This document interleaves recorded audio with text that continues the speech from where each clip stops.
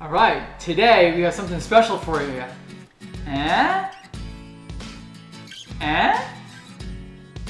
That's right, Nike Vaporfly 4%. Let's check it out.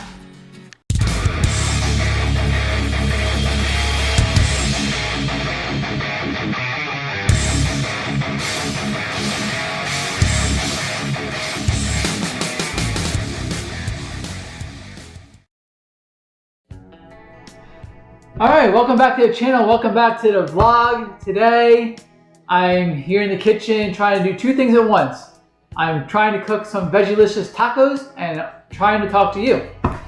Today we're going to do a review of a very special shoe. It is a shoe simply not like anything else we've ever seen before. It is the Nike Zoom Vaporfly 4%. So I have some notes here, I'm going to look at my laptop and cheat because I can't remember everything. But these are simply the most special shoes I've ever run in. Oh, my pretty little I love you. And I've been running for over 30 years. I've tried pretty much every shoe that's out there. So some of the specs, first of all, just so I go through some of the boring stuff. These shoes weigh 6.9 ounces or 196 grams. The heel to toe drop, this is the distance from the heel to the toe, is 10 millimeters. So it's a pretty extreme drop for a racing shoe. It is considered a racing flat, but doesn't meet the definition of being a flat. It has a heel stack height, get this, of 39 millimeters. What does that mean? It's a lot of cushion, is what that means. 39 millimeters compared to the Hoka Ona Bandai, that has 37 millimeters. So it has more cushion, more stack height than a Hoka Bandai. So think about that at 6.9 ounces. Crazy. It's got this max cushion, but it doesn't feel like you're going to be wobbly or unstable or anything like that. It actually, with the combination of the upper, which I'll talk about, and the foam material, is a very stable shoe. When you're walking around in it, the walking experience is kind of strange. When I first put these shoes on and walked around the house in them, before I went on a run, I was kind of concerned. It has a very sloppy, soft feel to them, like you just don't have any control.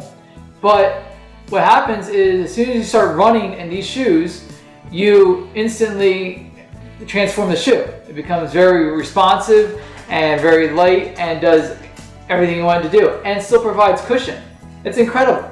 The Zoom X material is this revolutionary type of cushion that we've never seen before.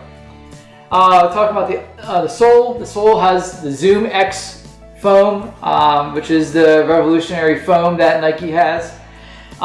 Inside the Zoom X foam, here there is actually a carbon fiber plate. This is only for the Vaporfly 4%. The other shoes, the other Zoom X shoes, have a similar plastic plate in them, but this has a carbon fiber one. And this carbon fiber plate actually helps you move forward, actually propels you forward. And if you notice, most shoes you get, you can bend them in half. These shoes, you cannot really bend in half at all. And as a result, it acts as a spring and propels you forward. The upper is very light, it's very breathable, and provides you with a customized fit. And you can see potentially here that it is almost transparent. You can almost see my fingers through here. It's very light, breathes well, and also drains well in rainy conditions, like the 2018 Boston Marathon, where I ran in these exact shoes and ran very well. Well, I ran okay. It was good enough. The tongue is very light and very thin, and it helps give you that customized feel when you tighten them up. So about these shoes, they say they're 4% faster than any other racing shoe out there, that kind of thing. I can speak to that a little bit. I've actually done some testing on my own, not very scientific, but I have a 7-mile tempo loop that I do pretty much every week as part of my marathon training. And in my Hoka Cliftons, I would average around 6:15 pace and to do my tempo run. And I put these on, and I immediately went down to 6:10 pace, sometimes even faster, with the same amount of effort, but ran faster. So doing the math with 4%, I think if you are a 3-hour marathoner and you wear these shoes, theoretically, you can run 7 minutes faster. It's pretty good. So instead of running a 3-hour marathon, you're running a 2:53. That's pretty respectable. So that's about it with these shoes. They're fantastic. The outsole here, it has these 1, 2, 3, 4, 5, 1, 2, 3, 4, 5 pentagons. 1, 2, 3. I guess they're little pentagons all through here. And the way they are situated provides a lot of traction. This outsole provides a lot of traction. The only thing I can say about this area here is it's a little indented. And what happens is, and it's kind of strange, it happens running and it happens walking. It actually is a little suction cup sometimes if you're a heel striker. And when you're walking around, you can actually hear it pop, like a suction cup popping off the floor. I'm not sure if it's because of that or something else, but it actually makes a little weird little noise. It doesn't, if you run properly, if you're a midfoot striker or a foot striker, you don't hear that pop noise. But it's a little strange thing that I kind of noticed.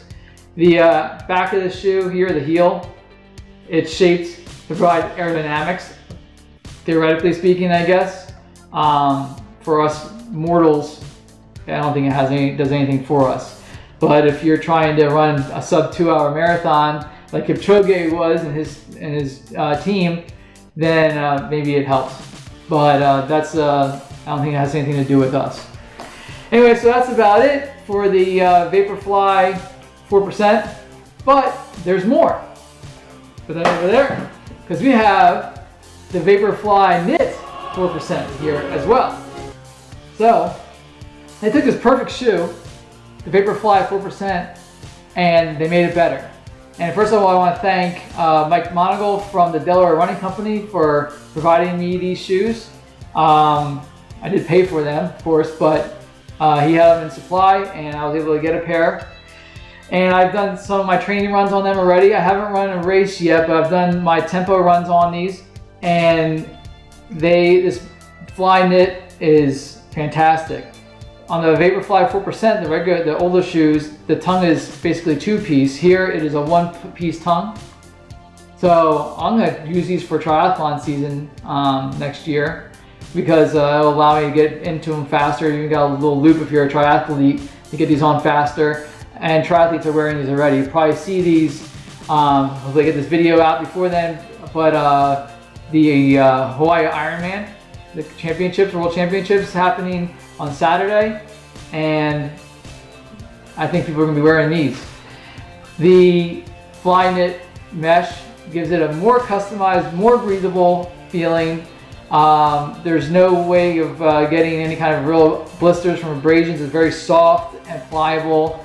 I did notice that I do tie them a little bit tighter to get a little better structure up top, but this Flyknit mesh actually makes the shoe a little bit lighter, actually, and more breathable, reportedly. One suggestion I can offer is I generally wear a size 9. These are also a size 9, and I do notice that they're maybe a little snug up front. So if you run a marathon, especially or a race that has a lot of downhills, you may want to consider going up to a 9.5. For the Boston Marathon, I wore a pair of 9.5s, but I also have a pair of size 9 that I wear for shorter races. So that's it. Go to the pros and cons real quick. Incredible cushion to weight ratio. Like I said, this has more cushion than the Hoka One Bondis, but it's 6.9 ounces as opposed to like the Bondis are 10 ounces. Has the customized feeling in the upper because of the Flyknit mesh in this case, and because of the mesh in the older version. And the shoe literally does make you faster, I believe. Makes you faster. Cons. Price. I mean, there's no way around it, the price. They're expensive. They're very expensive. $250 is retail. They sell out real quick. Hopefully Nike fixes that problem, but they sell out real fast, and then people start raising the prices. It's economics. but the price is pretty high. The way it's rationalized is you pay hundreds of dollars for a marathon. Boston Marathon is hundreds of dollars.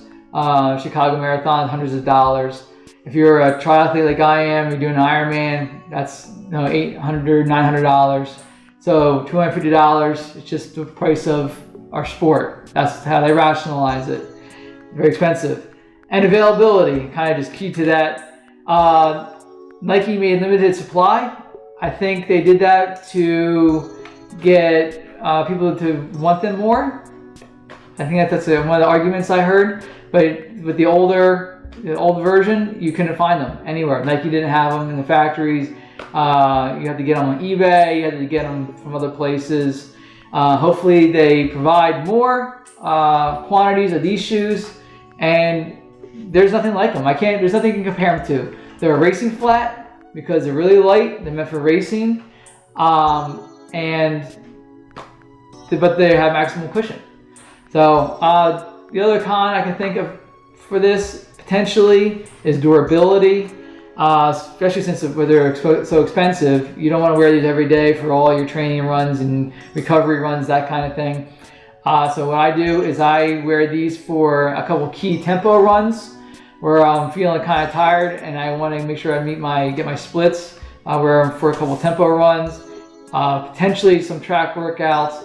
I wear them for races, and that's it. And in fact, I know some other people that wear these shoes and they wear different shoes to warm up and cool down in, and then put these on to race.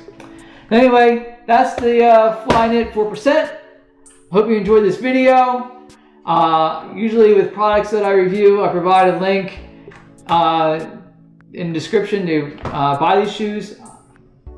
The only place you can get these is Nike, I believe. So good luck finding them. Sorry. And anyway, hope you enjoyed the video. If you did, give me a thumbs up, subscribe below, and until next time, peace.